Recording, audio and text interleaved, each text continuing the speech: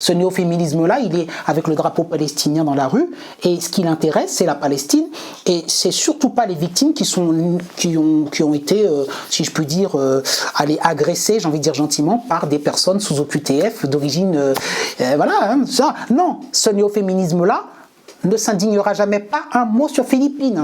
En fait, anniversaire malheureusement tragique de la mort de Philippines, jamais vous n'entendrez un mot.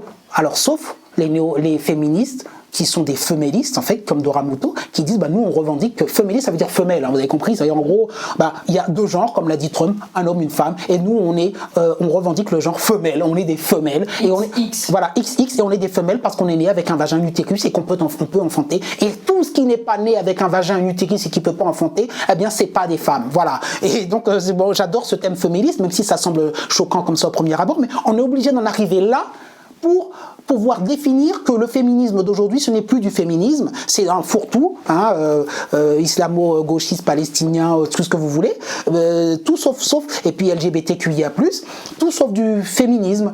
Bon, voilà, alors, si je voulais un peu d'histoire, je dirais que ça remonte déjà à Simone de Beauvoir, hein, qui avait dit « on ne naît pas femme, on le devient », il s'empare beaucoup de ça dans le deuxième sexe. Et on a même, je cite une autrice qui est une philosophe américaine qui s'appelle Judith Butler et qui a écrit Gender Trouble en 1990 et qui explique déjà dans Gender Trouble que le genre social c'est une construction en fait. Hein. Le genre c'est une construction. Alors on est là-dedans et tous les LGBT se réfèrent à Simone de Beauvoir et je peux en citer une troisième qui s'appelle Judith, j'ai dit Judith Butler, maintenant c'est Judith Singer. Judith Singer, j'ai du mal à prononcer. Judith, voilà. Bon bref, qui a inventé le concept de neurodiversité en 1998 et qui a expliqué la même chose. Hein, voilà. Donc toutes ces personnes-là, ce sont des pionnières voilà, Simone de Beauvoir à ce que la personne que je viens de citer, à chaque fois je me gourre sur la prononciation, donc je vais arrêter. Judith Singer, voilà. Judith Singer, qui est voilà. Je veux dire une citation de Judith Singer, c'est qu'elle, je l'ai là, c'est la neurodiversité est à l'esprit humain ce que la biodiversité est à la nature. Je répète, la neurodiversité est à l'esprit humain ce que la biodiversité est à la nature. Alors je vais vous dire, la biodiversité, tout le monde sait que c'est une bonne chose. Et voyez, dans sa phrase, elle nous dit, la neurodiversité, c'est pareil. C'est-à-dire qu'en gros, la neurodiversité, elle est indispensable en fait, et c'est une sorte d'éloge à la neurodiversité. C'est-à-dire que tout ce qui est neurodifférent, c'est beau et tout. Mais moi, je vous le dis en tant que psychologue, chaque fois que j'ai une personne qui est neurodifférente, elle souffre. Elle est en énorme souffrance. Il faut tout faire pour essayer de réduire cette neurodiversité. Bon, bref, on pourrait philosopher là-dessus longtemps, mais ce sont des personnes qui font l'apologie de la différence en nous expliquant que la société doit être inclusive, sans comprendre qu'une personne qui se croit du xénogenre, hein, alors elle a un cerveau particulier, mais c'est une sorte d'icône pour dire moi, mon cerveau, il n'est pas comme vous, eh bien, elle est en souffrance la plupart du temps, parce qu'il ne faut jamais nous faire croire que le fameux HPI, en fait, il est en souffrance parce qu'il est différent dans sa tête. Hein. En fait, si vous êtes intelligent, ça ne vous pose pas de problème dans la société. Hein. Il faut bien comprendre que cette fameuse neurodifférence, elle cache de la pathologie dans une majorité de cas. Hein. Voilà. Quand on est trop éloigné de la norme, c'est une création de souffrance. C'est une création de souffrance et surtout notre société a tendance à survaloriser, c'est le wokisme, tout ce qui est hors norme pour nous dire que en fait il faut accepter toutes les différences. Mais une société, et ça je l'ai cité aussi dans mon livre avec certains auteurs sociologues français, Émile Durkheim, qui explique que si vous êtes finalement hors norme, il n'y a plus de société possible. Je vais vous citer une petite citation de Émile Durkheim qui est extrêmement importante à mes yeux. Je l'avais là, bon, je l'ai de tête. Mais... La tyrannie des minorités, finalement. Voilà. De la division du travail social, en 1893, il explique que l'homme civilisé est celui qui s'adapte à la société et non celui qui l'exige à son image. L'homme civilisé est celui qui s'adapte à la société et non celui qui l'exige à son image. Il n'y a pas de société saine si on n'a pas une norme qui est un socle. Bien sûr, Monsieur Foucault détestait les normes. Hein. Alors lui, il a, philosophe français, combattu les normes toute sa vie. Il était d'ailleurs lui-même homosexuel, et il a eu ce cheval de bataille énorme pour pouvoir justement faire reconnaître toutes les différences, et c'est pour ça aussi, d'ailleurs il a fait son coming out dans les années 70, alors que c'est juste après mai 68, mais il a cru que ça irait, mais il a été stigmatisé beaucoup pour ça, et ça je le comprends. Du coup il a eu toute sa vie de cesse de dire qu'il fallait casser toutes les normes, mais une société où toutes les normes sont cassées, c'est une société qui se casse la figure, et moi je suis pour le retour, et tout mon livre vraiment, si vous devez retenir une chose de NeuroVibe, c'est le retour des normes, et le maintien des normes est indispensable au bon fonctionnement d'une société, et tout ce qui est hors norme doit rester hors norme, et c'est-à-dire quand on est dans des pathologies, on doit tout faire pour essayer d'amener ces pathologies vers la norme. C'est mon rôle en tant que psychologue, et arrêtez de nous faire croire, embellir ces pathologies. Oh, c'est magnifique, il est TSA, il est TDAH. Parce que, en gros, Greta Thunberg, TSA, trouble du spectre autistique, vous explique que son autisme est une chance. Et elle vous explique clairement, j'avais la citation, j'ai oublié, mais qu'en gros, bref, toutes ces personnes font l'apologie de la neurodiversité en expliquant que c'est magnifique d'être autiste, parce que comme ça, nous allons tous devenir des Elon Musk, parce qu'il est autiste et que c'est un grand génie. Or, moi je l'explique, je les ai les Asperger dans mon bureau, dans mon cabinet, ils sont en grande souffrance parce qu'ils sont inadaptés, et on leur fait croire qu'avec la neurodiversité, nous allons nous adapter, enfin nous allons les inclure et nous allons être tolérants, mais en fait non, moi je connais les troubles d'Asperger et je sais que non, la société ne sera pas tolérante envers une différence pathologique, et il faut arrêter de leur vendre ce mythe qui leur fait croire que la différence est belle. C'est tout ce que je dis dans mon livre en permanence. Non, la différence, encore une fois, on peut avoir un trouble, mais il faut tout faire pour essayer de le compenser. Voilà, c'est mon raisonnement. Sinon, on va vers une société trop fragmentée. Et alors là, mon Dieu, mais si vous saviez à quel point je le dis dans mon livre, c'est ce que je dis à la fin, et c'est ce que dit Émile Durkheim. Il explique vraiment cette fragmentation de la société. C'est d'ailleurs ce qui se passe avec toutes ces reconnaissances de besoins individuels. En gros, vous savez qu'à Disney, ils sont venus dire, bon, on va pas mettre des toilettes genrées, bon, donc il faut pas écrire homme-femme, parce qu'il y en a toujours un qui dit qu'il est ni du genre de l'un, ni du genre de l'autre. Je voulais vous citer les différents genres. Vite fait, vous allez voir, page 121 de mon livre, ça va prendre 2 secondes, puisque normalement j'ai bien mis. Vous allez voir, par exemple, 121, je vous cite le genre. Alors, il y a le genre, le cisgenre. Le cisgenre, c'est vous et moi, enfin, je pense. C'est-à-dire, ce sont des genres qui sont classiques, voilà. Mais il y a... Ennuyeux, très ennuyeux. Il y a l'agender. Agender, c'est une absence d'identité de genre, c'est-à-dire un sentiment de ne pas avoir de genre. Il y a le gender fluide. Bon, ça, vous le connaissez. C'est celui qui varie de temps en temps, selon les contextes, selon ses ressentis personnels, il est tantôt homme, tantôt femme.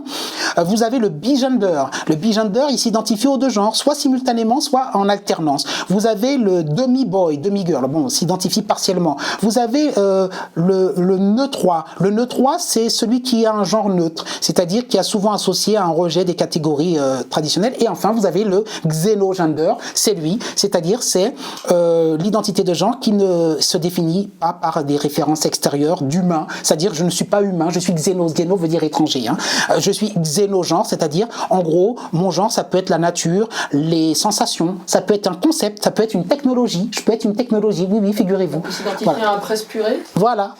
Donc vous voyez, non mais je veux dire, moi j'ai tendance à dire, je l'ai vraiment cité tout ça, ça existe aujourd'hui, et encore une fois Stéphanie, on ne veut pas appeler ça pathologie. Il est interdit aujourd'hui de dire que c'est de la pathologie. Eh bien moi, on ne me fera pas changer. Cette fameuse neurodiversité, cette neurovibe, et je l'appelle neurovibe, vous avez compris pourquoi, c'est une vibe, c'est-à-dire c'est très à la mode, elle est le signe d'une société d'inversion des valeurs, qui se perd. Voilà. Justement, avec NeuroVibe, vous parlez de toutes ces étiquettes, TSA, HPI, TDAH, etc.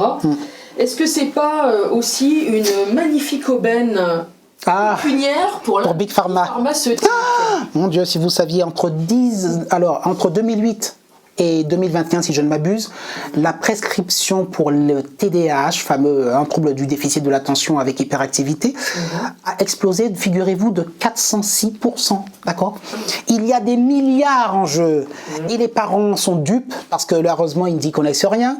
Ils veulent, souvent ça part de l'école, je répète, la maîtresse dit, votre enfant, il ne serait pas TDAH par hasard, allez voir un psychologue. Le psychologue, comme il n'a pas de conscience professionnelle et qu'il veut de l'argent, parce que faites une addition, excusez-moi, moi je prends 65 €, bon voilà. Mais si je prenais 600 €, 500 € par diagnostic, il suffit que j'en fasse, allez, 500 €, Vous savez, je peux voir 4 patients dans la journée. Ça fait 2 000 € par jour. On est d'accord, hein? Et je vous assure que c'est une réalité. 2 000 € par jour que multiplie, allez, vous allez travailler seulement 10 jours dans la semaine, on va dire. 10 jours, c'est pas énorme, hein? Vous êtes à 20 000 € par mois. Et vous pouvez aussi travailler 20 jours, comme tout le monde, et être à 40 000 € par mois.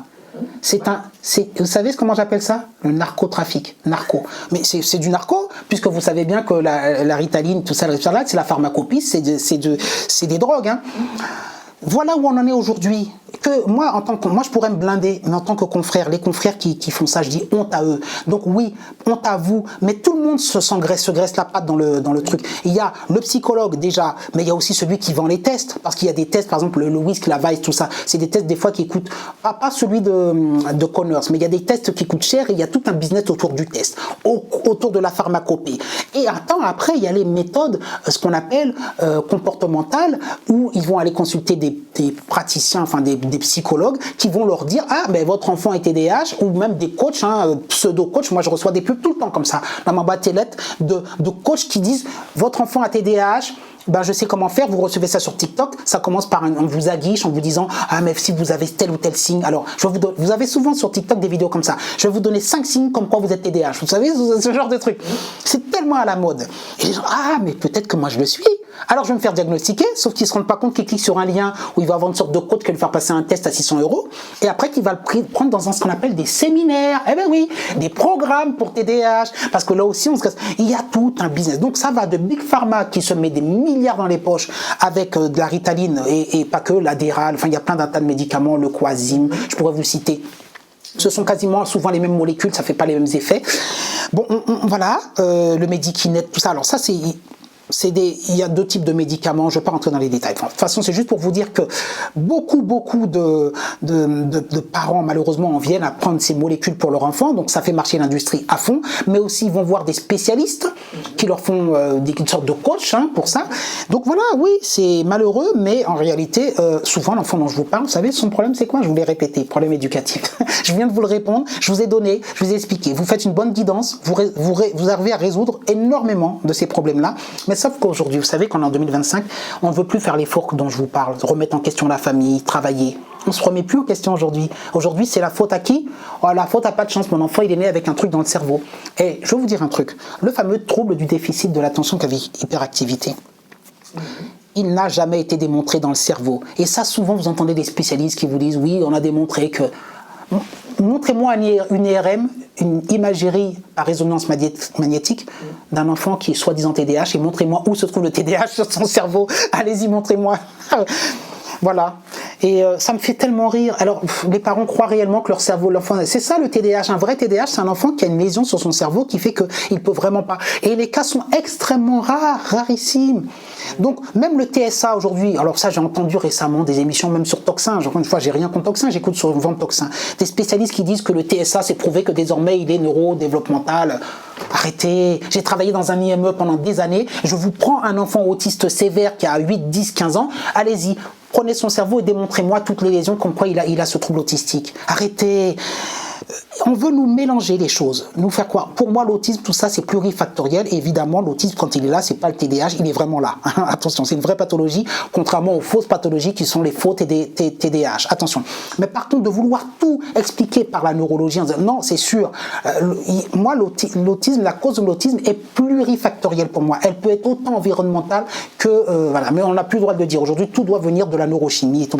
Donc, c'est juste pour dire que, du coup, à ces enfants autistes, on leur donne du Risperdal.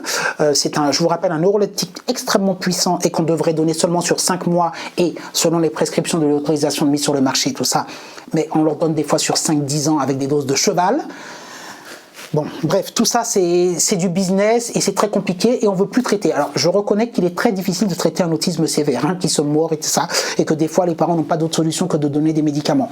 Par contre, pour le TDAH, la meilleure des solutions, ça serait de venir voir un psychologue vraiment honnête, qui vous prennent pas 500 € pour faire passer un test qui est bidon, parce que le psychologue qui fait passer le test, après il vous laisse aller avec le test. Lui, il s'occupe pas de toute la partie éducative dont je vous ai parlé, là, toutes les techniques. Lui, il vous donne un test, il vous dit ça y est, je vous ai soulagé, vous savez que votre enfant, ce qu'il a désormais, c'est pas de votre faute, il est né comme ça. Et puis vous laissez vous débrouiller avec ça, et après il vient de me voir, il me montre le test, il me dit regardez, il est comme ça. Et qu'est-ce que ça, le psychologue, le neuropsy qui vous a fait faire ça, qu'est-ce qu'il vous a proposé? Ben rien. Il a pris l'argent, puis derrière, il compte sur qui maintenant? Vous savez qu'il est TDAH, donc on va aménager la classe, qu'est-ce qu'on va faire? Dites-moi. Bon, à un moment donné, je dis souvent, écoutez, vous avez compris qu'il n'était pas TDAH, arrêtez toutes ces choses. Concrètement, on va travailler maintenant. Vous vous donnez de mauvaises réponses éducatives, d'accord? Donc moi, je serais prêt à reconnaître un TDAH si et seulement si vos réponses éducatives n'étaient pas mauvaises et que j'arrivais pas à les expliquer par ce biais. Voilà. Et je vous ai dit, en je sais pas combien, 15-20 ans de carrière, les cas rarissimes de TDAH. Rarissimes, quand je dis rarissime, c'est même pas 1%. Qui vient me voir. Et donc, la plupart du temps, ils viennent me voir avec ces étiquettes, mais c'est catastrophique. Du coup, j'ai oublié votre question. C'est très bien. Donc si je faisais un peu d'humour, je dirais, vous ne partez pas en croisière avec votre visiteur médical. Non, je pars pas en croisière. Et puis non, mais vous savez, moi, franchement, je vais pas me dire que je suis mieux que les autres, mais on a une éthique. Enfin, oui. Le problème, c'est toujours, d'ailleurs, dans plein de, vous pouvez prendre un médecin, vous pouvez prendre pareil, un spécialiste du genou, un spécialiste de je sais pas quoi. Souvent, ils volent les patients. Je suis désolé, les premiers voleurs, ce sont pas les plombiers, comme on veut le croire. Même si souvent, je dis les plombiers, tout ce qui est plombier, garagiste, tout ça, vous savez bien. Oui. Vous savez bien qu'ils ont tendance un peu à grossir la facture. Oh, c'est pas qu'une réputation. Certains. Les serruriers, tout ça, on le sait. Et ça, c'est toujours, vous verrez avec votre assurance. Bon, en gros, moi, j'ai beaucoup de mal avec ça déjà. Mais on a tendance à penser que les professions qui seraient un peu plus, où on aurait fait un peu plus d'études sont des gens honnêtes et que quand on avait fait médecine, vous vous rendez compte, médecine, alors on a envie de sauver les gens. Non. Il y a des gens qui font un business énorme, que ce soit des dentistes ou avec la médecine et qui n'ont aucune empathie pour le patient. D'accord? Je parle pas seulement de Cahuzac, vous avez compris. Mais des Cahuzac, il y en a plein. Oui. Eh bien, chez les psychologues, il y a ça aussi. Voilà. Et donc, moi, je fais cette chasse aux sorcières. J'écris. Honnêtement, quand j'ai été décidé d'être psychologue, c'était vraiment par vocation, pour aider les gens. Alors oui, on gagne bien ma vie, effectivement. On gagne bien sa vie, normalement. Mais je crois qu'il y a une honnêteté à avoir. Enfin, je sais pas. Moi, je pense, honnêtement, quand je vois un parent qui vient me voir avec un enfant, et je vois qu'il est en grande souffrance avec cet enfant, et que je vois que l'avenir de cet enfant est en danger, mais vraiment, je pense qu'il y a une seule chose, c'est comment on va faire pour sauver l'enfant. C'est tout. Et sauver l'enfant, c'est pas lui faire passer un test Conners là, de TDAH pour lui dire Conners, bon, c'est le nom généralement de l'échelle du nom de l'auteur qui a fait cette échelle, et lui dire il est TDAH, alors que, écoutez-moi bien, Stéphanie, au fond d'eux, ces psychologues savent. J'en suis persuadé, parce que si on a un bon psychologue, ils savent parfaitement que l'enfant n'est pas TDAH et que c'est des pipeaux tout ça. Vous vous rendez compte, ça veut dire qu'on sait qu'on vole un parent à 500, 600, 700 €, parce qu'il y a des tests qui volent très très haut. On sait que ce test qu'on a fait, ça va rien apporter à l'enfant. On sait que ça ne va pas l'aider. On le sait. Une fois que tu as fait le test, qu'est-ce que tu fais? Ah bah oui, alors on va lui donner des médicaments, voilà. Le test, c'est pour valider le fait qu'il a un TDAH et qu'on a le droit de lui donner un médicament. La belle affaire. Et derrière, ce médicament, il va faire quoi? La Ritaline, c'est un effet paradoxal. C'est à base d'amphétamine, ok. Faut le savoir. C'est à base d'amphétamine et c'est un effet paradoxal où ça, entre guillemets, ça permet à l'enfant de se concentrer un peu mieux et d'être un peu plus calme. D'accord, mais est-ce qu'on a réglé le problème d'angoisse de séparation? Tout ce que je vous parle, tout ce qui l'amène à avoir tous ces mauvais comportements, le problème d'autorité, le parent qui n'arrive pas à poser un cadre? Non, ça n'a pas réglé, donc finalement... Mais ces enfants-là, ils auront Enfin, moi, j'ai noté les effets secondaires, pour le coup, des médicaments, tout ça. Bon, je sais plus si je pourrais le retrouver. C'est pas anodin de prendre des médicaments. Ah, mais il faut le dire, c'est-à-dire que ces enfants-là, ils ont un avenir compromis aussi. J'aimerais bien retrouver les effets secondaires. Ils ont non, j'ai l'effet secondaire lié aux transitions, mais ils ont un avenir qui est menacé par ces médicaments qu'ils prennent à un jeune âge pendant des années. C'est gravissime. Donc non, on n'a pas le droit de faire ça. Voilà. Alors voilà, justement les effets secondaires des fameux médicaments qu'on donne aux enfants qui seraient atteints d'un TDAH, et pas que, mais comme je vous l'ai dit, on les donne à un jeune âge très tôt, et franchement, en masse pendant des années et on ne sait pas les dégâts que ça va avoir à long terme sur le cerveau des enfants et qui en plus ne sont pas TDAH comme je le répète. Hein. Bon, eh bien dans le livre voilà Neurovibe, page 204-205, vous retrouverez certains effets. Je vais vous les dire vite fait. Alors il y a des effets fréquents qui sont légers comme sédation, c'est-à-dire tendance à avoir une somnolence, fatigue. Quoique au volant c'est dangereux, mais les enfants ne prennent pas la voiture. Mais enfin voilà, la bouche sèche, constipation. Bon, mais on peut avoir aussi de l'hypotension artérielle. Attention, là ça devient compliqué. Et on peut avoir de la bradycardie, c'est-à-dire ralentissement du rythme cardiaque. Important de dire aussi que les effets graves, c'est carrément des risques de syncope, c'est-à-dire qu'on appelle ça de l'hypotension, donc vous pouvez tomber en syncope. On peut avoir bien sûr une dépression respiratoire en cas de surdosage. On a donc de l'anxiété aussi, de l'irritabilité, parfois des pertes de poids brutales, des céphalées, des tremblements. Enfin voilà, on a énormément là. On a aussi un risque, et il exige d'AVC. Hein, d'AVC. Donc voilà, c'est pas rien. Bon, la liste est longue. Là, il y a au moins 3 pages. Troubles du sommeil, perte d'appétit, nausées. Bon, voilà, somnolence, ça je l'ai déjà dit. Atteinte hépatique aussi, c'est rare mais ça arrive. On peut avoir aussi des idées suicidaires qui viennent à ça. On a des bon, voilà, de toute façon la liste elle est extrêmement longue. Constipation, ça c'est minimum, hein, j'ai envie de dire.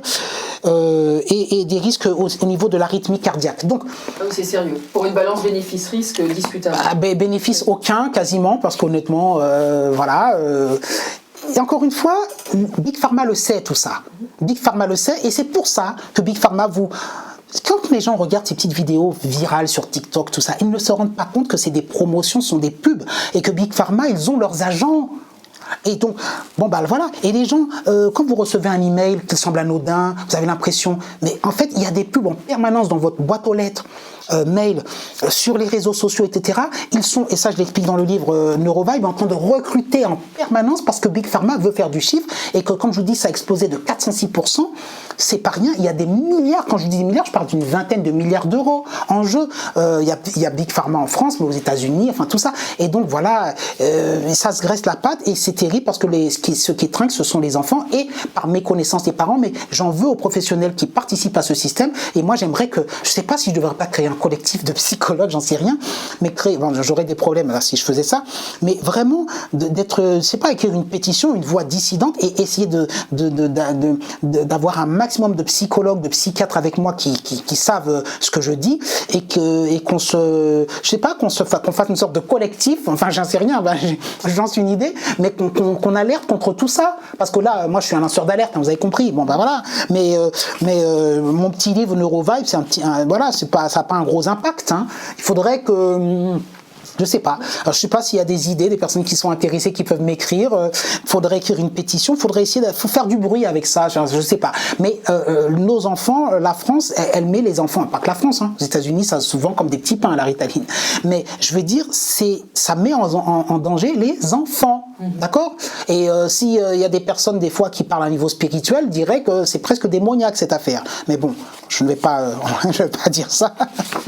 Mais non, mais ça devient irrationnel. Mais il y a quelque chose de très malsain là-dedans. Très malsain. Que vont devenir ces enfants? J'ai bien peur que dans X années, on ait des effets secondaires et on nous parle d'un scandale sanitaire mondial avec cette pharmacopée qui a été prise à grande échelle pendant des décennies par des tout petits. Moi, j'ai peur de ça, honnêtement. Ça peut mettre 10 ans pour sortir comme le Mediator. Voilà, j'ai peur qu'on ait un scandale sanitaire énorme autour de la Ritaline, du TDAH et tout ça, et que j'ai malheureusement raison 10 ans avant les autres. Je veux pas être l'oiseau de mauvais augure. Donc la première chose que je dirais aux parents, arrêtez avec ces molécules, allez consulter un psychologue, et si on vous dit qu'il est TDAH et tout, demandez des vrais examens, c'est pas des petits tests là, mais la réalité c'est que vous n'avez aucune trace concrète et neurochimique et biologique dans le cerveau de votre enfant qui attesterait réellement qu'il est né avec ce trouble. Voilà. Parce que ça signifie ça, on est dans l'inné, hein. On n'est pas dans l'acquis. Quand on a un TDAH, on suppose que l'enfant, il a une vraie incapacité à avoir une attention développée. Vous savez, moi, les cas de déficit d'attention, je le vois souvent quand l'enfant est avec le cordon autour du cou, il a manqué d'oxygène et tout. Malheureusement, j'ai vu des cas comme ça où l'enfant, il a un trouble neurologique sévère et il est comme ça. Et vous voyez bien qu'il est incapable de se concentrer, tout ça. Mais ça, c'est des vrais troubles, des vraies atteintes. Le TDAH, soi-disant que pour les jeunes, là, il y en a 1 sur 5 ou même pas. C'est faux, tout ça. C'est pas la réalité. L'enfant n'a pas un cerveau différent d'un autre enfant. Hein, voilà. Jean, que je l'ai martelé, j'espère que ça a été entendu. Tout à l'heure, vous parliez de TikTok et justement, vous vous intéressez aussi beaucoup à l'arrivée des réseaux sociaux dans la vie du préadolescent ou de l'adolescent, et notamment du phénomène de harcèlement. Vous pourriez en dire 2 mots? Oui, les réseaux sociaux, c'est un problème. C'est un problème parce que c'est l'enfant qui a le petit téléphone dans la main, il a une sorte d'indépendance et de liberté, et les parents n'ont pas le contrôle sur cette indépendance et sur cette liberté. On le sait, sur le téléphone, c'est une ouverture vers le monde. Et on le sait, les réseaux sociaux ne disent pas que la vérité. On le sait, les réseaux sociaux ont ce qu'on appelle un algorithme qui est viral, qui fait que quand vous commencez à regarder un sujet, eh bien, il vous repropose toujours le même sujet. Enfin, sous toutes ses formes. J'ai vu beaucoup de jeunes, il y a beaucoup de jeunes qui vont justement tomber dans le fameux transgenrisme ou la dysphorie de genre, parce qu'à un moment donné, ils se posent 1 ou 2 questions dessus, ce qui est légitime. Sauf qu'à un moment donné, quand vous commencez à regarder sur l'algorithme, vous tapez dysphorie de genre et que vous commencez à avoir 2-3 cas, vous finissez par tomber par des gens qui font du prosélytisme et qui, matin, midi et soir, expliquent que vous devriez peut-être penser à cela. Et petit à petit, si vous êtes influençable, donc voilà, ça devient extrêmement problématique. Quand est-ce que le parent peut dire stop? Est-ce que le parent légitimement a le droit d'aller contrôler ce que l'enfant va regarder et va commencer? Eh bien, moi je pense que oui, évidemment. Mais d'ailleurs, à partir de quel âge on peut donner un smartphone? Tout ça, c'est des questions. Mais il faut vraiment que le parent reprenne son rôle et qu'il accepte. Et aujourd'hui, comme je vous l'ai dit avec l'éducation positive, l'enfant est un petit adulte. Je répète ce qu'a dit Françoise Dolto, l'enfant est une personne. C'est cette croyance-là que l'enfant, il peut décider de tout pour lui quand il veut. Vous savez, souvent quand j'en viens à dire aux parents dans la fameuse punition qu'on va confisquer le téléphone, vous savez, l'enfant qui ne veut pas faire l'atelier ou l'enfant... Mais ça semble...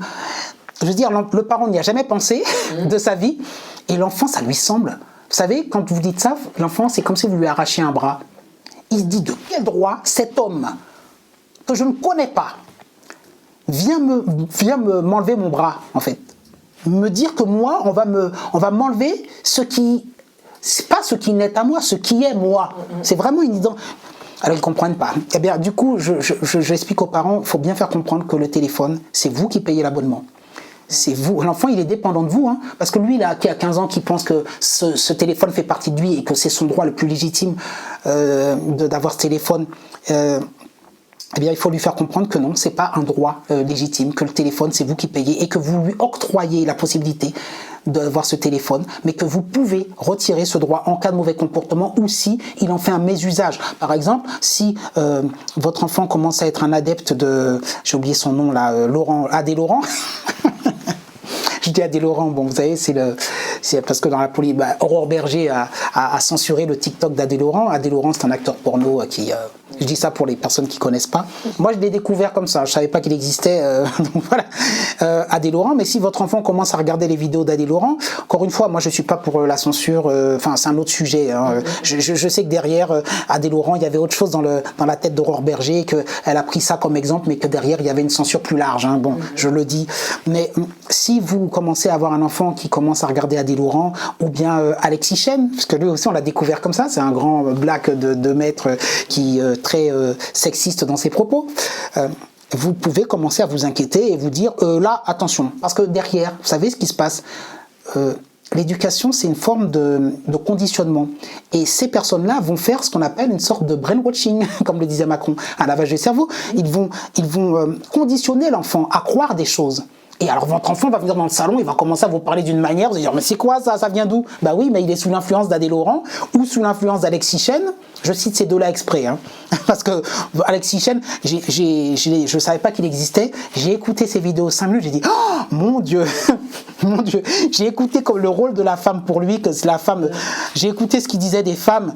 J'ai dit mais mon Dieu, ça c'est le misogyne. À l'état pur. Et si vous avez votre petit garçon qui commence à écouter Alexis Chen, voilà, il va vous dire demain, voilà, surtout si vous êtes une mère monoparentale, vous essayez de l'élever, demain il va vous faire comprendre que votre place, elle est, voilà. Donc, voilà, la mère, justement, va lui dire, hey, c'est quoi ça, c'est Alexis Chen, tout ça, stop. D'ailleurs, je vois que tu fais pas tes devoirs, tu es sur le téléphone matin, midi et soir, je vais instaurer un horaire, de telle heure à telle heure le téléphone, après le téléphone tu le mets dans cette boîte, dans ce carton, voilà, bon ça c'est fini, plus aucun parent n'ose faire ça, donc oui il faut le faire, parce que l'enfant qui croit être une personne, comme je dis, égale à l'adulte, c'est la fameuse éducation positive, non, tu n'es pas égal, il y a une asymétrie, tu n'es pas un adulte responsable. Et c'est pour ça que tu es un enfant et que le cortex préfrontal est en formation. À l'adolescence, je le répète, l'adolescent n'est pas lucide dans chacun de ses choix. C'est pour ça qu'on ne t'autorisera pas à te tatouer à l'âge de 15 ans. Parce qu'à 15 ans, tu veux te tatouer Mickey ou je sais pas quoi, ou les Dragon Ball Z. À 15 ans, parce que à 15 ans, et rappelez-vous quand vous aviez 15 ans, vous croyiez, vous pensiez que vous seriez toujours le même. Et c'est ce qu'on croit quand on a 15 ans. Ce qu'on ne sait pas, c'est qu'à 20 ans, on n'aura déjà plus envie d'avoir Dragon Ball Z ici. Et voilà. Donc l'enfant, il faut le protéger contre son immaturité. Et son immaturité, lui, il croit être mature, évidemment. Mais c'est aux parents d'en décider. Et c'est aux parents de dire stop, non, de telle heure à telle heure, non, stop, tu ne vas pas sur les réseaux. Par exemple, quand je vois la fille de Nicolas Sarkozy, Julia Sarkozy, qui se trémousse et qui fait truc glamour, là, bon, elle évoque quelque chose de sexuel alors qu'elle a 12, 13, 14 ans, je ne sais plus quel âge elle a. Bah non, vous avez une fille, tu n'ouvres pas de compte, c'est clair. Donc, tu regardes et je veux savoir ce que tu regardes et non seulement tu n'ouvres pas de compte. Voilà, c'est réglé. Le problème, il est réglé et de telle heure à telle heure, le téléphone, il est là, il est rangé là. C'est pour ton bien. Oui, alors après, l'enfant va dire, je te déteste, toutes mes copines, machin. Oui, bah, déteste-moi. Le parent d'aujourd'hui doit être droit dans ses bottes, il est sûr. Et de toute façon, ton enfant t'aime, t'inquiète pas. D'ailleurs, vous dites régulièrement l'importance des mots, ce qu'on pourrait appeler le poids des mots, et vous avez écrit un livre très intéressant qui se nomme « Ces mots qu'on n'oubliera jamais ». Vous dites qu'ils restent gravés dans la mémoire collective et individuelle. Est-ce qu'on peut en dire 2 mots et montrer ce livre qui fait partie de votre œuvre? Oui, il est là. Oui. Ces mots qu'on n'oubliera jamais. Alors oui, vous voyez, il y a un micro, il y a quelqu'un qui prend la parole, etc. Parce qu'en tant que psychologue, vous l'avez remarqué, moi je l'ai remarqué, combien de patients me racontent et me disent des mots qu'ils n'ont jamais oubliés, qu'ils ont entendus, qui leur ont fait mal, qui ont eu un effet quand ils étaient petits. Des fois, c'est moi qui les aide à se souvenir. Parce que je ne vois pas que des enfants, je vois aussi des adultes, évidemment. Et souvent, ils ont du mal avec ce travail de remémoration. Ils disent, oui, mais je leur dis, vous allez m'écrire une liste. Souvent, je leur fais faire moi, j'aime bien leur donner du travail. Vous revenez la prochaine fois avec une liste de choses que vous avez entendues quand vous étiez enfant, etc. Et souvent, quand ils viennent avec la liste, ils me disent, oh, c'est vrai que ça fait beaucoup. Hein. Oui, on me disait que j'avais de la merde dans la tête. Voilà, la merde dans la tête. Vous avez un parent qui dit, toi, t'es décidément. Vous l'entendez 1 fois, 2 fois, 3 fois, 4 fois.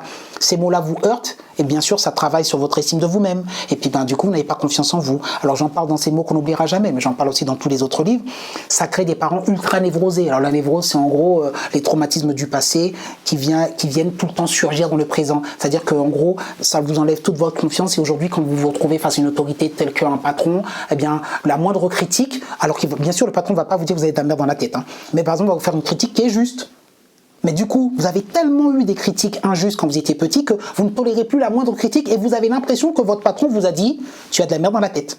C'est ça la névrose. C'est la confusion entre le passé et le présent. Et la personne névrosée, elle est sous l'influence du passé en permanence. Donc, elle va être très mal, elle va rentrer, elle va voir son conjoint le soir. Ouais, je suis mal, mon patron, etc. Alors qu'elle va faire tout un truc, alors que le patron l'apprécie et lui a fait une remarque bienveillante. Vous voyez, c'est une déformation de la réalité à l'aune du passé et au regard. C'est ça. Et donc, j'en parle beaucoup dans l'enfant, l'instrument du conflit parental.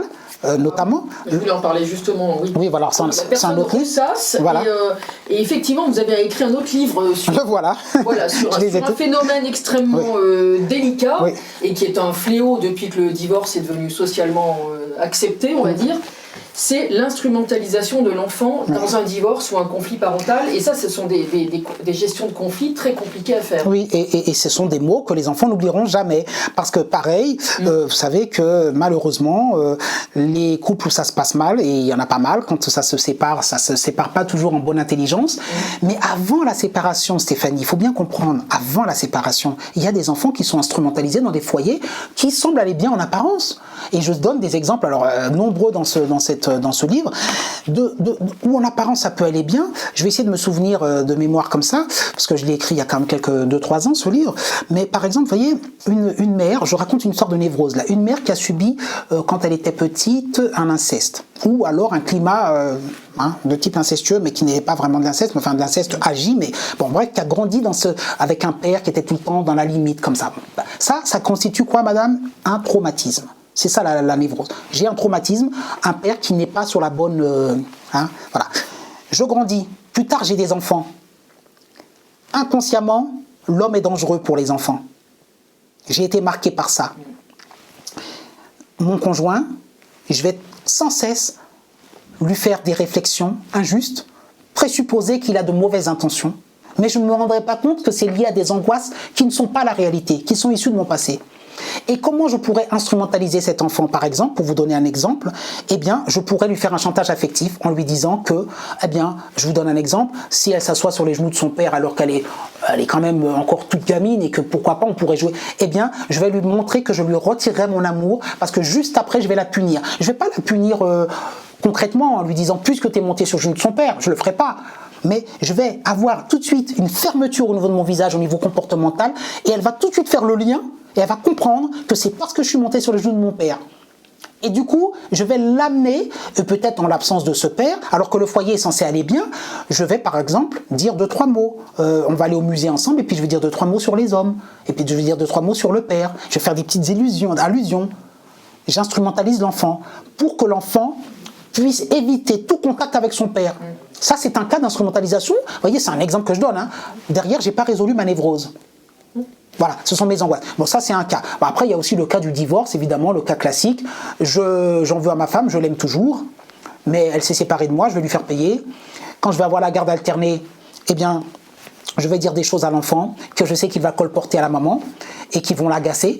Je sais que la maman, elle aime absolument que je couvre bien mon fils quand il va à l'école. Eh bien moi, je vais lui acheter, je vais lui autoriser à porter une veste et compagnie. Je sais qu'elle aime bien que les affaires soient bien rangées dans le sac. Eh bien, je vais faire exprès qu'il manque des affaires dans le sac.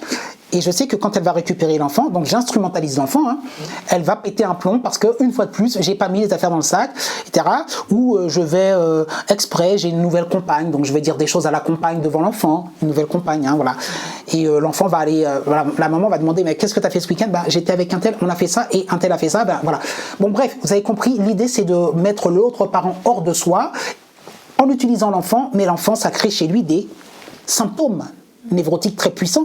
Le conflit de loyauté, je vous dis un truc, dans les séparations parents-enfants, par exemple, combien d'enfants savent qu'ils n'ont pas le droit d'évoquer certains sujets parce que ça va contrarier l'autre parent. Et rien que ça, vous en faites un enfant névrosé parce que lui, il garde en lui des choses. Supposons qu'il a passé un bon moment avec la belle-mère, il ne peut pas en parler à Disney.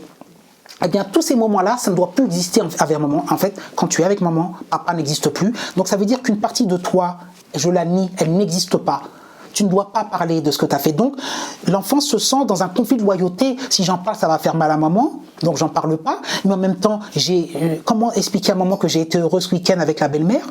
Ou que papa, voilà, j'ai été heureux avec lui, j'ai pas le droit, je sais qu'ils sont en conflit, enfin, c'est énorme tout ça. Et donc, moi, j'explique que ça crée beaucoup alors, par exemple, je vais citer dans le livre, il y a des cas d'anorexie boulimie, il y a des scarifications, bon, il y a beaucoup de symptômes qui sont liés avec un mal-être parce que soit vous avez été un enfant instrumentalisé sans le savoir, je vous ai donné l'idée de l'enfant, bon, j'ai pris un cas très fort avec l'histoire du jeu, voilà, le jeu sexuel que la mère imaginait alors qu'il n'y en avait pas, la fille monte sur les genoux, la mère imagine des choses, mais il existe plein de choses très très fines de cas d'instrumentalisation. Donc moi je pense que beaucoup d'adultes parmi nous ont été instrumentalisés sans le savoir, et je dirais une majorité, pour des petites choses ou pour des choses graves. Mais il y a beaucoup d'enfants, donc je m'adresse aux adultes, mais je m'adresse aussi aux enfants qui sont instrumentalisés au quotidien et qui grandissent avec ça et qui doivent faire avec. Et alors, imaginez ce que deviennent ces enfants. Quand vous avez été un enfant instrumentalisé, après, vous allez avoir un couple. Vous savez, la névrose fait que vous-même, comment vous allez grandir? Comment vous allez vous situer dans la relation? Quand vous avez été dans un conflit entre les deux parents, et que vraiment, l'autre vous dit « je ne veux pas entendre parler de ton père », et qui insulte le père, ou que la mère insulte, que vous grandissez là-dedans, comment vous faites confiance à l'amour? Ou, par exemple, vous tombez amoureux d'un compagnon, comment vous vous projetez dans un couple? Tout ça, c'est extrêmement important. Soit vous reproduisez les schémas, soit vous faites acte de résilience. Voilà, mais la résilience, c'est pas le plus commun, parce que même si on veut faire acte de résilience, il peut y avoir, par exemple, si vous avez été, je vous ai dit, dans un couple extrêmement conflictuel, une famille très dysfonctionnelle, tout petit, c'est-à-dire que vous avez les assiettes qui volaient, et c'est pas si rare que ça, c'est pas si rare. Vous savez, moi, pour regarder les jeunes femmes aujourd'hui, ça se faisait pas à une certaine époque, parce que vous savez, il y avait une notion de famille avant. Aujourd'hui, vous avez beaucoup de femmes d'une trentaine d'années qui ont déjà 2-3 enfants et qui sont séparées alors que les enfants ont 2-3 ans. Bon, et des couples qui se sont séparés avec une certaine agressivité. L'enfant, il assistait à des scènes de violence et tout ça. Lui, il grandit avec son logiciel que le couple, c'est quelque chose de malheureux, quoi. Eh bien, ça forge sa future relation d'amour. Sa future relation d'amour, elle s'instaure dans la crainte. De dire, ben oui, ça risque d'être conflictuel. Et souvent, vous pouvez avoir des personnes qui, alors qu'une relation pourrait commencer, font tout pour la faire échouer. Voilà, que la relation ne commence pas, surtout quand ils aiment la personne, enfin quand vraiment ils ont un amour, enfin voilà, parce qu'ils se disent mais qu'est-ce qui va se passer, voilà. Donc voilà, dès la prime enfance, si je puis dire, les relations parents-enfants conditionnent l'enfant à sa future relation avec ses enfants ou avec son futur partenaire. Et tout ça, figurez-vous que c'est de la psychanalyse une fois de plus. Pour terminer, vous avez une page TikTok qui marche très très bien. Bien. De Jean-Luc Robert. Oui. On peut dire que vous faites du journalisme citoyen en plus de votre expertise professionnelle. Oui. Et on parlait hors caméra des journalistes actuels. Je parle des journalistes connus, on va dire, ceux qui passent sur les médias traditionnels. Oui. Et nous parlions de Ruth Elkrief, la fameuse qui a une longue carrière derrière elle. Oui. Et vous étiez récemment un petit peu chiffonné, on va dire, par ces prises d'opposition qui, pour vous, manquaient cruellement de curiosité et d'investigation. Vous voudriez en dire deux mots? Merci beaucoup Stéphanie de m'interroger là-dessus. Oui, parce que des fois on se dit, est-ce que je suis légitime en tant que psychologue, effectivement, des fois de commenter l'actualité tout le temps, comme ça. Les gens disent, oui, mais lui il n'est pas journaliste, il n'a pas vérifié l'info, il nous sort ça. Bon, moi déjà je sors ça avec mon point de vue de psychologue. Mais j'ai été effectivement, alors voilà, sur ma chaîne TikTok, oui, vous avez dit qu'il marche bien, bon, 25-26 000 abonnés, ça va. J'ai beaucoup de gens qui me font des retours et je suis très content et on commente. Et je commente vraiment quasiment tout, enfin tout ce qui me touche en fait, tout ce qui me touche. Et récemment, j'ai commenté une vidéo de Ruth Elkrief, j'étais choqué. Ruth Elkrief, pour moi, excusez-moi, j'adhère pas à cette femme, mais c'est un monument pour moi. Ruth Elkrief, depuis que je suis tout petit, je la vois à la télé, c'est comme Anne Sinclair, ce sont des monuments. Et je me dis, comment est-ce possible qu'elle nous dise ce qu'elle nous dit? Elle nous dit, écoutez bien, et ça j'ai vraiment commenté, ah ben là, vous savez que sur LCI, nous sommes une chaîne sérieuse et que nous... Voilà, alors elle commence comme ça. Et je peux pas laisser passer qu'aujourd'hui, les Macron sont obligés d'envisager de faire un test ADN, etc. Et elle commence son propos en disant... Moi, je n'ai jamais prêté l'oreille à ces fumisteries et je n'ai jamais écouté une minute de ces bêtises. Donc, en gros, elle commence par nous dire, je vais vous donner un point de vue sur l'extrême droitarde qu'est Candace Owens et que cette femme est vraiment une conservatrice nauséabonde, voilà. Et je vais vous dire que tout ça, c'est bidon, que ça n'a aucun sens, que ce sont vraiment des élucubrations de personnes qui sont malades, qui sont des cerveaux malades, c'est ce qu'elles croient. Mais je n'ai pas pris la peine de lire une seule ligne du livre Becoming Brigitte de Xavier Poussard, qui est un journaliste qui a vraiment documenté, ce sont des années et des années d'enquête. J'ai pas pris la peine, il y a combien d'heures de la série Becoming Brigitte? Il y a au moins 10 heures où c'est détaillé. J'ai pas pris la peine d'écouter une seule ligne de ça, mais c'est pourri. Et je vais vous dire, moi, Ruth Elkrief, qui est la vérité, qui est la science infuse, à quel point tout ça est bidon et à quel point nous, on est des journalistes sérieux. Eh bien, pour moi, ça m'a choqué parce que je me suis dit, une journaliste, c'est pas ça. Je suis désolé, tu as beau avoir 40 ans d'années d'expérience, un journaliste, c'est quelqu'un qui va faire une investigation, qui va un minimum se renseigner. Ok, je suis journaliste qui a une crédibilité, je vais passer à LCI et je vais parler de l'affaire Brigitte Macron, Brigitte Trogneux. Je vais commencer par essayer de savoir connaître l'enquête, savoir ce qu'on lui reproche, savoir quels sont les arguments de Xavier Poussard. Donc je vais au moins prendre une petite semaine où je vais lire le livre, peut-être de travers, vite fait. Et puis je vais écouter, je vais me poser des questions et je vais avoir un propos nuancé où je vais dire voilà, il y a telle ou telle chose qui peut poser question. Mais aujourd'hui, non, rien de tout ça. Je vais vous donner mon avis. Donc ça m'a choqué et j'ai envie de dire, même si elle n'avait pas pris la peine de lire Xavier Poussard parce qu'elle n'a pas le temps, parce que ceci, cela. Une question tout journaliste devrait se poser.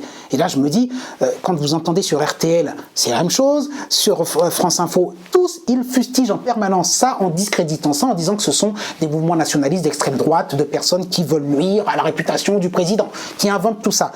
Une question, même si vous n'avez pas lu et que vous ne prenez pas le temps d'écouter Candace Owens. Posez-vous la question de savoir pourquoi on dépense des millions, des centaines de millions d'euros des années après et qu'on va aller faire soi-disant un test ADN ou que soi-disant on va montrer des photos de soi enceinte, puisque c'est ce qu'a dit l'avocat américain. On est poussé à des extrêmes, alors que vous auriez pu tuer le truc dans l'œuf dès la première semaine, que vous auriez pu éviter d'avoir votre réputation mondiale ternie et salie par cette histoire en vous démontrant, ben voilà, puisque vous dites que vous avez des photos, que vous réclame d'ailleurs Candace Owens depuis des années, enfin ça fait 2 ans au moins qu'elle est dessus, hein, qu'elle vous réclame ça, vous n'avez jamais machin, vous arrivez au procès de Natacha Ray avec une photocopie de la carte d'électeur, hein, c'est la seule preuve que vous avez de l'existence de monsieur Jean-Michel Trogneux, mais... Et là, aujourd'hui, vous nous dites, vous allez donner des photos de vous enceinte et vous allez donner... Et une journaliste, elle a ces éléments, Routel Krief, excusez-moi, elle les a. Comment ça se fait qu'elle n'arrive pas à nous les mettre sur la table et nous dire... Toutefois, on se demande pourquoi la défense des Macron est si mauvaise. Elle pourrait au moins nous le dire. C'est quand même étonnant, j'avoue, que, alors qu'elle aurait pu fournir des preuves, puisqu'elle dit les avoir... toutes ces années, et elle a accepté de salir sa réputation, etc. Non, Madame Routel Krief ne se pose pas ces questions. Son seul souci, c'est de salir Candace Owens et de tous les journalistes Xavier Poussard qui sont des complotistes d'extrême droite. Et je me dis, mais comment on peut être Routel Krief, avoir une carte de presse, avoir l'expérience qu'elle a, la légitimité, pardon, qu'elle a, moi que je n'ai pas, et dire des choses aussi stupides sur LCI. Et je crois qu'elle les croit. Je crois réellement qu'elle les croit. Je sais que c'est aussi peut-être une chaîne qui va dans le sens du président, mais je suis persuadé qu'elle croit. Et j'ai envie de dire, ah ben finalement... ben moi je peux me permettre de faire mes vidéos parce que franchement si c'est ça être journaliste j'en veux pas. Il y a Routel Krief mais il n'y a pas qu'elle, j'ai entendu beaucoup de journalistes, j'ai entendu aussi Thomas Soto, mais c'est pareil, poser des questions. Alors là l'autre jour j'ai commenté d'ailleurs une vidéo sur Marion Maréchal où Thomas Soto dit à Marion Maréchal, mais Marion Maréchal il lui pose une question disant d'ailleurs il y avait déjà une première question qui avait été posée par une journaliste sur RTL en disant ben, est-ce que quelle est la différence entre vous et le maréchal Pétain puisque vous avez la même conception de la famille. Alors, Marion Maréchal a dit, mais franchement, ces journalistes, ces politiciens ont beaucoup de courage à aller sur ces chaînes-là. Et Marion Maréchal lui dit, écoutez, et vous alors, est-ce que vous aimez la confiture? Et elle est là, elle dit, ouais, mais je comprends pas. Bah oui, parce que vous savez qu'Hitler aimait la confiture, donc si vous aimez la confiture, voilà, mais tant qu'à faire, on peut faire des raccourcis comme ça. Alors oui, parce que vous avez la même conception de la famille que le maréchal Pétain, donc vous êtes une pétainiste, donc vous êtes... Donc on essaie de diaboliser en permanence des personnes comme ça, et ça, vous appelez ça des journalistes. Et Thomas Soto, c'est ça. Il a posé une question à Marion Maréchal récemment. J'ai dit, mais Marion Maréchal, elle répond comme si de rien n'était. Alors je vais la retrouver. Thomas Soto reçoit Marion Maréchal et lui dit « Et si votre fille venait avec un grand remplaçant à la maison, comment réagiriez-vous » Oh mon Dieu, mon Dieu. Comment vous pouvez être journaliste et poser une question comme ça? Alors évidemment, c'est pour pouvoir espérer que Marion Maréchal fasse un dérapage et dise « Eh bien, je refuserais qu'elle m'amène un Africain, un Marocain, un ceci, cela, parce que moi, je veux rester une famille blanche. » Voilà, mais sauf que si c'est ce que t'attends de Marion Maréchal, elle est rompue à l'exercice. Hein. Je te parle d'une politicienne qui fait de la politique depuis qu'elle a 15 ans. Elle a très bien compris le piège dans lequel tu voulais l'amener, mais c'est d'une imbécilité crasse. Mais comment on peut poser une question comme ça? On est journaliste, on a Marion Maréchal, on lui dit comment réagiriez-vous si elle vous amenait un remplaçant? Et vous voyez l'expression méprisante, un remplaçant, parce que bien sûr ça fait référence au grand remplacement d'Éric Zemmour, un remplaçant. Vous vous rendez compte? Et comment fait Marion Maréchal pour pas s'énerver? Moi je vous assure, hein, moi je serais Marion Maréchal, je pourrais pas garder mon calme si on me poserait une question pareille. Parce que là c'est une suspicion de racisme évidemment, hein, comme d'habitude, mais comment vous dire, Marion Maréchal elle a peut-être le droit de souhaiter qu'effectivement elle ait un gendre qui lui ressemble. Et alors, ça fait pas d'elle une raciste. Je suis désolé.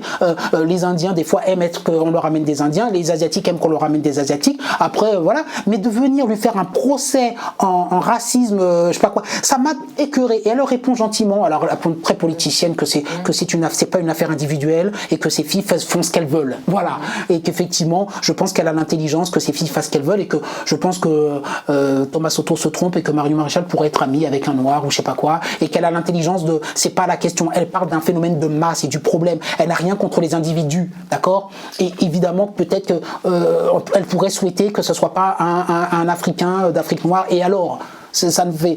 moi, vous voyez, puisque je suis noir et antillais, enfin en tout cas que j'ai des racines africaines, comment vous dire, Bah justement, vous, Stéphanie, qui êtes blanche, voilà, vous allez me dire que derrière, vous préférez que un gendre soit caucasien. En aucun cas dans ma tête, ça me viendrait dans l'idée que Stéphanie est raciste. Alors moi, si j'ai un gendre, ça veut dire que mon fils est homosexuel. Bon, d'accord. Bon, vous avez compris. Non, mais ce que je veux dire, c'est que c'est ridicule cette histoire.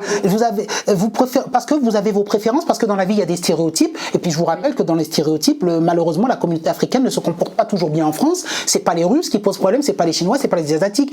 Beaucoup de problèmes sont liés à des personnes qui se comportent mal, et ça donne un stéréotype qui fait que il y a des personnes qui ont des a priori, mais après, Marion Maréchal, si elle a des a priori, pourrait les dépasser en faisant connaissance de la personne.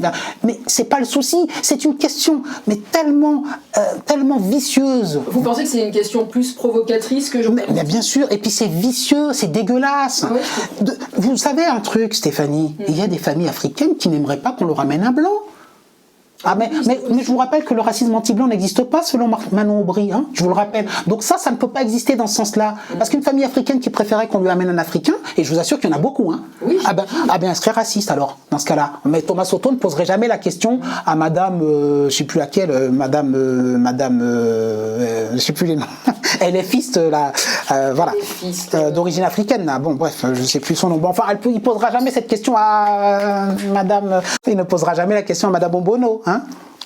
Il ne demandera jamais à madame Obono comment elle réagirait si sa fille lui amenait un gendre qui était caucasien. Voilà. Donc je trouve que ce sont des questions vicieuses et dégueulasses, et comme je l'explique, un Africain peut très bien préférer que son gendre soit africain d'origine, sans pour autant à aucun moment à être raciste. Voilà, on a des préférences, comme il y a des personnes qui ne sont attirées que par les blacks alors qu'elles sont blanches, ou il y a inversement, les gens ont des préférences, et évidemment quand on a une famille, bon bref, je vais en finir sur Thomas Soto, mais c'est juste pour vous dire, ça ce sont des journalistes, vous voyez, vous avez Marion Maréchal et il vous pose cette question-là, comme l'autre a demandé pareil la conception de la famille qui était pétainiste soi-disant. Enfin, je suis écœuré moi quand je vois RTL, et ça s'appelle du journalisme. Alors vous connaissez ce qui s'est passé avec Patrick Cohen. On sait que c'est la presse de gauche, elle est extrêmement vous voyez, j'ai encore fait un lapsus, j'ai dit la presse de gauche. Je voulais dire le service public est extrêmement gauchisé. Bon, voilà. Journalisme d'opinion. Voilà. Oui, enfin, c'est ça. Moi, voilà pourquoi CNews est numéro 1. On veut plus regarder ces chaînes-là où on nous raconte matin, midi et soir des mensonges. Voilà. Moi, je peux plus regarder ça. Je ne regarde entre guillemets RTL que par TikTok où je vois des extraits et je me dis mais comment Marion Maréchal a pu garder son calme. Donc vraiment, si un jour Marion Maréchal regarde cette vidéo, je veux qu'elle sache que je suis de tout cœur avec elle et que je la trouve formidable de garder son sang-froid face à ces personnes. Voilà. Et juste un truc, Manon Aubry qui dit que le racisme anti-blanc n'existe pas, je veux juste en profiter pour lui dire un truc, parce qu'elle théorise là-dessus, il n'y a pas qu'elle, hein, la fille, le racisme anti-blanc n'existe pas. Je vous rappelle juste que Monsieur Brown aux États-Unis, lorsqu'il a poignardé Irina Zarotska, il a dit « je l'ai eu cette blanche ». À mon avis, si vous voulez mon avis, Madame Manon Aubry, Monsieur Brown, il est raciste anti-blanc. Mais ça n'engage que moi, hein. Voilà. Tout existe. Voilà, non mais... Pour en revenir à Ruth Elkrier, oui. je tenais aussi à saluer le travail de Natacha Ray, qui a été la première à porter à la connaissance du grand public les zones d'ombre et les incohérences dans l'histoire et le passé de Madame Brigitte Macron. Oui, bien sûr. Voilà, je me devais de le faire. Oui. Pour terminer, je crois que tous les deux, nous pourrions saluer Mike Borowski, un journaliste qui tente justement... d'aller là où les autres ne vont pas, et grâce à qui nous nous sommes rencontrés sur le plateau de Géopolitique Profonde. Grand plaisir, moi j'ai beaucoup de plaisir à intervenir avec vous, hein, vous le savez, et puis Mike Borowski, qui rentre un peu dans les sujets dans lesquels justement les médias mainstream n'abordent pas, notamment l'affaire Bribri, hein, Brigitte Macron, dite Brigitte Trogneux, alias qui serait peut-être Jean-Michel Trogneux. Vous savez que le monde entier en parle, et Mike Borowski est l'un des journalistes, voilà, effectivement le journaliste peut-être même, j'ai envie de dire, qui s'est intéressé le premier, et on doit lui rendre un hommage à cette histoire, et on le prenait pour un fou, hein, certainement à l'époque, et aujourd'hui Candace Owens lui a rendu même un hommage en le citant récemment, j'ai vu, et ça fait une affaire mondiale, il n'y a pas un pays qui n'en parle plus. Donc ça veut dire que les journalistes qui sont discrédités, comme monsieur Mike Borowski, qui soi-disant sont complotistes parce que justement il a remis aussi en question certaines choses sur le coco, hein, ces journalistes-là, on se rend compte que des années après, ils étaient peut-être pas si dérangés que cela. Et puis les des journalistes du type Routel Krief qui, elles, ont pignon sur rue, parce que, entre guillemets, entre notoriété pour Mike Borowski et Routel Krief, il n'y a pas photo. Je veux dire, vous prenez dans la rue un micro, tout le monde connaît Routel Krief. Par contre, Mike Borowski, il n'est connu que d'un cercle plus fermé, hein, enfin, faut être honnête. Mais ce que je veux dire, c'est que, vous voyez, il y en a un qui est hyper connu, qui est, j'ai envie de dire, pas mondialement connu, mais qui s'appelle Routel Krief, etc., qui a pignon sur rue et qui raconte, voilà, je vous ai dit, je vous ai montré des bêtises crasses. Et il y en a un qui est moins connu, mais qui est justement dans les médias non subventionnés et qui va pas dans le sens de la doxa et qui réfléchit et qui veut avoir une investigation et qui écoute tout le monde, qui s'appelle Mike Borowski et qui découvre une affaire mondiale qui jusqu'à présent est considérée toujours par le mainstream comme du bidon, alors que le monde entier s'y intéresse. Mais pourquoi cette affaire, moi, me fascine et m'intéresse tant ? Pas seulement parce que Macron nous a menti pendant des années et que je souhaite enfin que la vérité soit révélée. C'est une réalité. Mais là, on est dans faux usage de faux. Hein. Vous vous rendez compte, usurpation d'identité. Pour moi, on a eu Sarkozy hier, là, soi-disant qu'il va aller en prison. Mais pour moi, Madame Macron, Madame Macron, il faut les enfermer. Hein. Il faut les enfermer. Je suis sérieux. Faux usage de faux d'identité, machin. Le jour où on apprendra ce que je pense qu'on apprendra, parce que pour moi, il ne peut pas en être autrement, puisque de toute façon, la défense est tellement mauvaise, je ne peux pas croire que derrière, elle soit vraiment née femme, parce que si elle est vraiment née femme, elle a vraiment une curieuse façon de le démontrer. Oui. Le jour où on apprendra que Mike Borowski avait raison, que Natacha Ray avait raison, que Xavier Poussard avait raison, même s'il y a des petites versions qui varient, mais qu'en gros, j'ai hâte d'entendre Routel Krief. J'ai hâte d'entendre toutes ces personnes, Thomas Soto, j'ai hâte de les entendre, de voir comment... Vous savez ce qui se passera avec la gauche et RTL et Silence Radio, hein. Ils diront rien, hein. Mais parce que de toute façon, cette affaire est obligée d'éclater. Elle est obligée d'éclater. Et Mike Borowski lâchera pas. Ce sont des journalistes courageux parce qu'effectivement, derrière, ça ternit la réputation, ça risque... Mais on ira au bout. Et moi, à chaque fois que je peux parler de ça sur mes réseaux, j'en parle également, je veux que la vérité éclate, mais pour plein de raisons. Pour plein de raisons, et surtout parce qu'à un moment donné, on nous a menti, et Macron nous ment depuis des lustres, et qu'à un moment donné, les Français ont le droit de savoir, ça a une répercussion internationale, et que derrière, eh bien, on veut discréditer les journalistes qui veulent en parler. Et cette affaire-là, j'espère que ça sera, vous savez, un revirement, comme Charlie Kirk d'ailleurs, j'ai envie de dire, un revirement énorme, où désormais, on écoutera les médias non subventionnés davantage en se disant c'est eux qui l'avaient dit. Mais vous ne croyez pas que c'est le mainstream qui le dira, hein. Mais quand Pascal Praud se mettra à en parler, quand tout ça, j'espère qu'ils citeront la source GPTV, Mike Borowski, j'espère qu'ils citeront Natacha Ray, Xavier Poussard, j'espère qu'ils citeront qu'on les a fait passer pour des complotistes, que les médias mainstream, RTL et compagnie les ont discrédités et qui diront désormais c'est eux qui avaient raison. J'espère que ça sera vraiment un tournant. C'est pour ça que je dis ça va même au-delà de l'affaire Brigitte. D'accord, il y a le fait que j'espère comme ça permettra pas à Macron de se représenter et que ça sera sa mort politique, parce que moi je veux sa mort politique. Et je crois vraiment qu'ils devraient les deux aller en prison, je vous le dis, pour ces raisons-là. Bon, même si ça, ils n'iront pas. Mais je veux aussi que derrière ce soit un basculement entre le mainstream, et vous le savez que France Radio et tout ça, les médias publics sont en chute libre, et voilà, ils ont une dette abyssale et que plus personne ne les écoute et qu'ils perdent un chiffre d'affaires chaque jour important. Mais je veux que ce soit symboliquement la clé et que les gens se disent, si on veut avoir un minimum de contradictoire et de vérité, il faut arrêter d'écouter les chaînes mainstream et s'intéresser davantage aux médias non subventionnés qui reçoivent des personnes qui soi-disant sont subversives, comme Toxin, GPTV, bon j'en oublie plein, je suis désolé, j'ai pas Nicolas Bouvier, merci, l'autre là, Idriss Aberkan, toutes ces personnes-là qui donnent la parole à des personnes que plus personne ne veut recevoir sur les plateaux et qui disent des choses qui dérangent, bien sûr, la doxa et le fameux discours ambiant de Madame Routel Krief qu'elle véhicule sur LCI. Eh bien, c'est vraiment deux univers qui s'affrontent et je suis sûr, j'en suis persuadé que ces médias-là vont mourir. Radio France va mourir. De toute façon, ils sont déjà en état quasiment de mort clinique. Ils tiennent avec les subventions publiques, mais ils sont déjà morts. Et LCI, tout ça, c'est mort. Ils vont mourir. Routel Krief, tout ce qu'ils ont entendu, tout ce que j'ai entendu, c'est plus possible. On ne peut plus entendre ça. Déjà sur la coco, ils nous l'ont fait une fois. Là, ils nous le font encore avec l'affaire Brebris. Ces médias-là, ils n'ont plus qu'une dizaine d'années à vivre. Pour moi, 10, c'est encore énorme. Et j'attends ce moment avec impatience. Voilà. C'est la mort du journalisme et c'est la naissance du néo-journalisme. Le néo-journalisme, voilà l'expression, c'est-à-dire les petits médias, et grâce à l'avènement des fameux TikTok et des YouTube, même s'il y a encore beaucoup de censure. Et d'ailleurs, symboliquement, Aurore Berger, elle veut censurer, à votre avis, je vous ai parlé d'Adé Laurent, derrière, c'est pas Adé Laurent qu'elle veut censurer. Faut pas croire que c'est pour les enfants, hein, parce qu'Adé Laurent, il est misogyne, hein, c'est pas ça. Hein. Elle veut mainmise.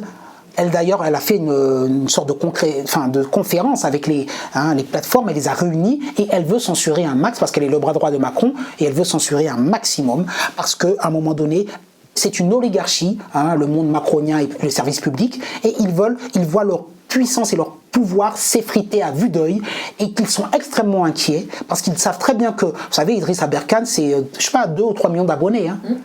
Et pourquoi ils détestent 1,2 1,2 Non, mais on parle que sur YouTube. Moi, je parle de toutes les plateformes. Il y en a même plus encore.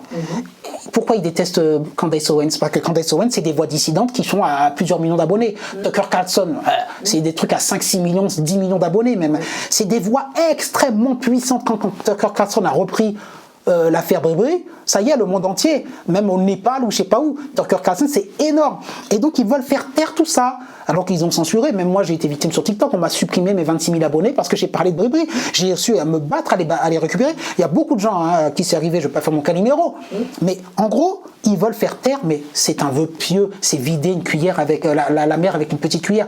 C'est pour ça que je vous dis, on est en train d'assister à un tournant historique et j'espère que l'affaire Trogneux-Brigitte et tout ça, ça sera l'affaire emblématique qui va mettre fin à cette, comment dirais-je, cette volonté hégémonique d'une petite caste symbolisée par Aurore Berger et Macron qui veulent faire taire les gens et qui veulent continuer de diriger le pays tel qu'ils le dirigent. J'espère vraiment et j'ai hâte de ça. Voilà.